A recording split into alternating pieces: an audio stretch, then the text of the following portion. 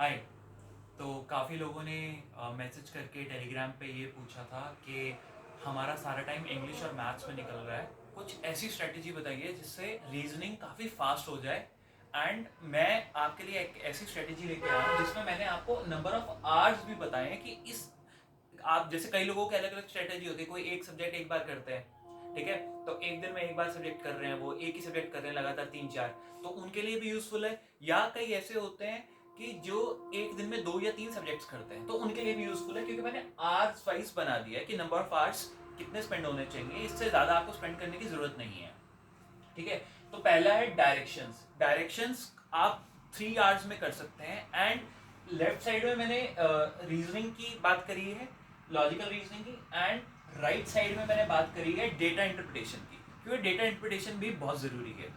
तो बार ग्राफ्स को भी आप 3 आवर्स दे सकते हैं, यानी कि डायरेक्शन को 3 hours plus 3 hours to bar graph. फिर ब्लड रिलेशंस की बात आती है, बहुत इंपॉर्टेंट टॉपिक है दोस्तों।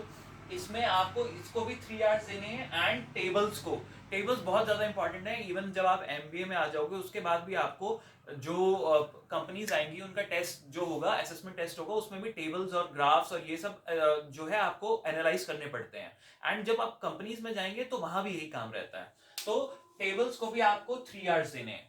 फिर है क्लॉक्स एंड कैलेंडर्स। ये बहुत ज्यादा डिफिकल्ट टॉपिक है, लेकिन अगर ये आ गया आपको तो आपके 2-3 क्वेश्चंस पक्का सही जाएंगे। तो उसको 8 आवर्स देने हैं। पाई चार्ट्स को भी 8 आवर्स देने हैं। फिर आती है सीरीज की बात। सीरीज ऐसा है, अगर आपको वहां क्लिक कर गया तो हो जाएगा, नहीं क्लिक किया, खासकर नंबर सीरीज, तो नहीं हो पाएगा। उस पर ज्यादा टाइम वेस्ट करने की जरूरत नहीं है, इसीलिए 2 आवर्स सीरीज को देने हैं, 2 आवर्स लाइन ग्राफ्स को देने हैं। उसके बाद सीरीज में हमें क्या करना है, सीरीज में हमें डेली 2 आवर्स देने हैं। बाकी सब जो है वो 3 आवर्स 8 आवर्स टोटल है, लेकिन सीरीज और लाइन ग्राफ्स में हमें 2 आवर्स डेली देने हैं।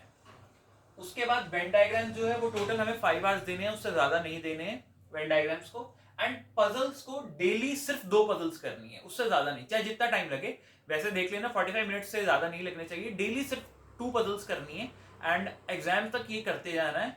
एंड आप देखेंगे कि आपके रीजनिंग के स्कोर में काफी ज्यादा सुधार आया है, एंड ओवरऑल स्कोर में भी आपका काफी ज्यादा सुधार आया है। Thank you.